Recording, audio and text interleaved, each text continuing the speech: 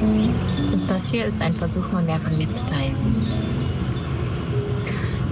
Dich mal mehr mitzunehmen auf meine Gefühlsreise und meine Gedankenreise und ja, meine Reise durch meine Welt. Und vielleicht kannst du auch etwas von deiner Reise oder für deine Reise davon mitnehmen. Gerade beschäftigt mich so ein bisschen das Thema Geschmack des Lebens, so würde ich es nennen. Wie schmeckt dir das Leben? Ich kann mich total gut daran erinnern, als ich noch klein war, wie ich einfach gar kein Gefühl für Zeit hatte. Zeit war irgendwie nicht relevant. Zeit war irgendwie dann vorbei, wenn meine Mutter wollte, dass ich nach Hause komme. Und ja, dann kam natürlich Schule und so weiter. Aber so, ich meine die Zeit davor. Und damals war das Leben irgendwie so richtig voll, lecker, süß. Es war irgendwie wie so ein riesen gedeckter Tisch, aus dem ich mich jeden Tag neu bedienen durfte. Mal habe ich den Tag damit verbracht, auf hohe Bäume zu klettern. Mal habe ich einfach nur im Hasenstall abgehangen. Mal bin ich mit meinem Hahn spazieren gegangen. Mal bin ich den ganzen Tag durch den Wald gestriffen mit selbstgemachten Pfeil und Bogen. Und das Leben war irgendwie so weit und so bunt und so ein Abenteuerspielplatz. Und ich konnte es immer gar nicht erwarten, was der nächste Tag so bringt.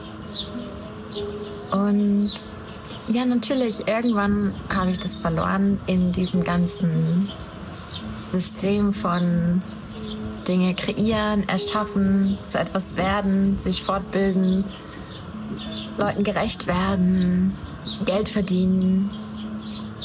Und auch das haben wir angefangen mit einer Neugier. Ich weiß nicht, wie sehr du dich darauf gefreut hast, in die Schule zu kommen. Ich fand es fürchterlich aufregend, jetzt in die Erwachsenenwelt einzutauchen. So dieses Geheimnis des Schreibenlernens. Und irgendwann über die Jahrzehnte habe ich dann komplett diesen Geschmack des Lebens verloren. Und ich weiß nicht, ob du weißt, was ich meine, aber so dieses, ich habe dann immer wieder danach gesucht, ja, in Urlaubsreisen, Abenteuern, beim Liebe machen, beim mir was kaufen. Irgendwie sollte nach was schmecken, ja. Ich habe zudem noch eine echt krasse Essstörung kreiert und ja, habe mich einfach selber nicht mehr am Leben gefühlt. Und es hat wirklich Jahre gedauert, bis ich verstanden habe, dass der Geschmack gefehlt hat. Und das ist ja das Verrückte, ja. Wir kriegen so viele Sinne geschenkt, wenn wir in diesen Körper geboren werden. Wir können riechen, schmecken, hören, fühlen, sehen. Und wir benutzen aber eigentlich quasi nichts davon so richtig bewusst. Ja, wir nutzen es nur für den Notfall. Ja, es riecht nach Feuer oder es riecht verbrannt oder ich höre was Lautes oder Leises oder ja natürlich Musik zur Entspannung. Aber ich meine, wie oft hören wir einfach mal wirklich nur das Rauschen vom Wind und bleiben dabei? Oder wie oft schmecken wir wirklich einfach mal den Geschmack von Sauerstoff? Ja? Wie oft atmen wir wirklich bewusst einfach mal ein, als wäre so Sauerstoff das Leckerste, Geilste, was wir einfach zu uns nehmen dürfen. Und oder schauen einfach mal weit, die Weite, so einen Horizont an. Oder ich schaue gerade auf das Blau vom Meer und das Blau einfach zu merken, wie gut es den Augen tut. Das ist so schön, das ist so ein Geschenk, Blau, ja. Oder auch Grün. Das merke ich immer ganz besonders, wenn wir hier in Marokko so lange keinen Regen hatten und wir wieder in die Tropen fahren und da ist es einfach grün. Das ist so wie eine Massage für die Augen. Und wenn ich mir einfach jeden Tag wieder mehr so kleine Bewusstseinsräume schaffe, wo ich das Leben wirklich schmecke, Und mit schmecken meine ich auch, die Augen schmecken, die Ohren schmecken. Der Geschmack des Hörens, wie schmeckt der Klang? Du weißt, was ich meine. So, dann